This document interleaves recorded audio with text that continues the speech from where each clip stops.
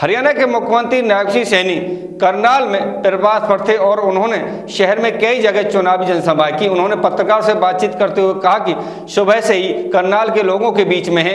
करनाल के लोगों का जो प्यार और जो आशीर्वाद बरस रहा है, उन्हें विश्वास है कि करनाल में मेयर पद की प्रत्याशी रेणु बाला गुप्ता जीत दर्ज करेगी। वह मेयर बनकर करनाल के लोगों को आगे बढ़ाने का काम करेगी। हरियाणा के सीएम नायब सिंह सैनी करनाल प्रवास पर थे और उन्होंने शहर में कई जगह चुनावी सभाएं की। उन्होंने पत्रकारों से बातचीत में कहा कि वह सुबह से करनाल के लोगों के बीच में है। करनाल के लोगों का जो प्यार, जो आशीर्वाद बरस रहा है, उन्हें विश्वास है कि करनाल में मेयर पद की प्रत्याशी रेणु बाला गुप्ता जीत दर्ज करेगी। वह मेयर बनकर करनाल के लोगों को आगे बढ़ाने का काम करेगी। करनाल में जो जोश देखा जा रहा है, यही जोश यमुनानगर, गुरुग्राम और सोहना सहित पूरे प्रदेश में दिखाई दे रहा है। हरियाणा में ट्रिपल इंजन की सरकार जनता बना रही है। उन्होंने कहा है कि कांग्रेस बैलेट पेपर से मतदान करवाने की बात कर रही है, जबकि जहां जनता कांग्रेस को नकार देती है, वहां ईवीएम में गड़बड़ी की बात करते हैं। अब केजरीवाल के चेहरे का नकाब भी दिल्ली में उतर चुका है।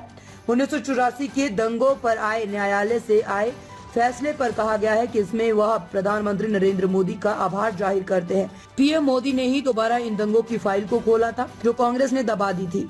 लोग हताश व निराश थे, उन्हें न्याय नहीं मिला। पीएम मोदी ने 2014 में सत्ता संभालने के बाद इन दंगों की फाइल को खुलवाया और अब न्यायालय ने पीड़ितों के साथ इंसाफ कर दिया है। कांग्रेस के देश में बड़े नेता मोदी जी की नीतियों को सराह रहे हैं। वह भी भाजपा में आने के रास्ते तलाश रहे हैं। विदेश भेजने वाले एजेंटों पर कार्रवाई को लेकर पूछे गए सवाल पर उन्होंने कहा कि इस विधानसभा में इसे लेकर एक एक्ट भी बनाएंगे, ताकि जो अवैध रास्ते से विदेश भेजने का काम नहीं हो। युवाओं से अपील की है कि वह भी इन अवैध रास्तों को ना अपनाएं। युवाओं को विदेश भेजने के लिए सरकार ने विदेश सहयोग विभाग बनाया है और इस विभाग के माध्यम से 500 युवाओं को बाहर भेजने का काम किया गया है। उन्होंने कहा कि भाजपा के संकल्प पत्र की सभी बातों को पूरा किया जाएगा।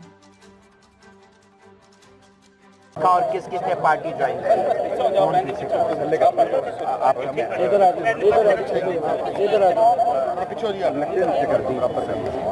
क्या कुछ कहेंगे? देखिए, आज सुबह से मैं करनाल के लोगों के बीच में हूँ।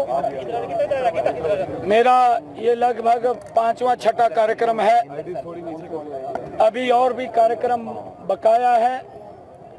करनाल के लोगों का जो प्यार, जो आशीर्वाद भारी संख्या के अंदर बरस रहा है, मुझे पूर्ण विश्वास है करनाल के अंदर नॉन स्टॉप तीसरी बार हमारी मेयर की प्रत्याशी रेणु बाला गुप्ता बहुत बड़े मार्जिन के साथ जीत करके ट्रिपल इंजन की सरकार, जो 3 गुना गति से काम करने वाली सरकार है, वो मेयर बनेगी और करनाल को गति से आगे बढ़ाने का काम करेंगी।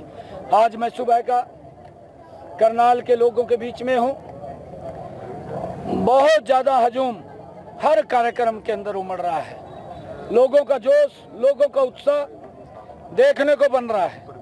जिस प्रकार का जोश मैं करनाल में देख रहा हूं, यही जोश मैंने यमुनानगर में देखा, यही जोश मैंने फरीदाबाद में देखा, यही जोश मैंने मानेसर में देखा, यही जोश मैंने सोहना में देखा, यही जोश मैंने गुरुग्राम में देखा, यही जोश मैंने रोहतक में देखा। पूरे हरियाणा के लोगों ने ये मन बनाया है कि 12 मार्च को जब रिजल्ट आएगा, ये ट्रिपल इंजन की सरकार हरियाणा में बन जाएगी और ट्रिपल इंजन की सरकार मिलकर के हरियाणा को गति से आगे बढ़ाने का नेता शामिल हो रहे हैं। सर, आने वाले फैसले कह रहे हैं कि हमारे ऊपर दबाव डाला जा रहा है, हमारे प्रत्याशियों के ऊपर दबाव डाला जा रहा है, जो कांग्रेस के लोग कह रहे हैं।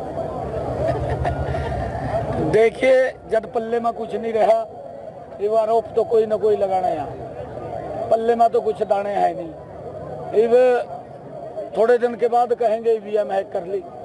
इव इनका सबसे बड़ा एजेंडा क्या था कांग्रेस का? जब इनकी हाई कोर कमेटी की मीटिंग हुई, उसके अंदर प्रत्याशियों पे चर्चा नहीं हुई। उसके अंदर चर्चा हुई कि चुनाव बैलेट पेपर पर होने चाहिए, ये चर्चा हुई। माननीय चुनाव आयोग ने सभी दलों के प्रत्याशियों को बुला करके उनसे बात की। माननीय कोर्ट ने कई बार कांग्रेस को लताड़ भी लगाई है कि आप किस प्रकार के बेहुदा बयान देते हैं। और लोग हताश थे, लोग निराश थे। कि हमारे ऊपर अत्याचार हुआ है, न्याय नहीं मिला।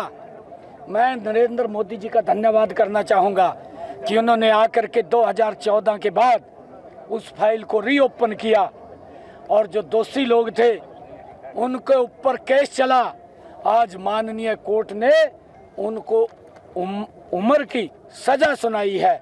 उन लोगों को न्याय मिला है जो लोग इस 84 के दंगे में प्रभावित हुए थे, उन लोगों को आज न्याय मिला है। मैं धन्यवाद करता हूं मोदी जी का कि उन्होंने जो ये केस रीओपन किया उसका निर्णय आज माननीय कोर्ट ने दिया और उसकी सजा सुनाई कि ऐसे लोगों को ताउम्र जेल में रहना पड़ेगा। एजेंटों को पकड़ने के लिए आप क्या कर रहे हैं? जो कांग्रेस पार्टी से आ रहे हैं, हुड्डा गुट के हैं, चर्चा ये है कि हुड्डा भी बीजेपी में आ सकते हैं। देखिए, अभी तो मेरे पास जानकारी नहीं है, अगर आपके पास कोई अच्छी सी जानकारी है तो कोई दिक्कत नहीं है। सर, एजेंटों को पकड़ने के लिए आप क्या कर रहे हैं? वो भी आ सकते हैं जल्द भारतीय जनता पार्टी में। नहीं, देखिए, कांग्रेस के बड़े बड़े नेता हरियाणा के तो हैं, परंतु देश के जो बड़े नेता हैं वो भी मोदी जी की नीतियों को फॉलो कर रहे हैं। वो भी इस बात को लेकर के चर्चा करते हैं मोदी जी काम ठीक कर रहे हैं, परंतु उनकी मजबूरी होती है कई बार उनका विरोध करना, परंतु वो भी कहीं ना कहीं रास्ता खोज रहे हैं बड़ी संख्या में लोग आने के लिए। एजेंटों को पकड़ने के लिए क्या कुछ कर रहे हैं सर? जो डोंकी के माध्यम से जिन्होंने भेजा था, एजेंटों को पकड़ने के लिए सरकार क्या काम कर रही है?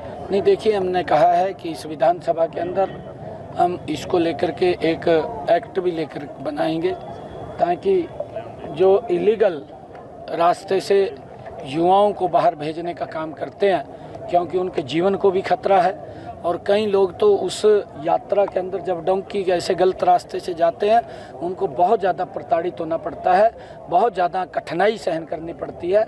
हमारे युवाओं से मैं अपील करना चाहूँगा कि इस प्रकार के रास्ते वो भी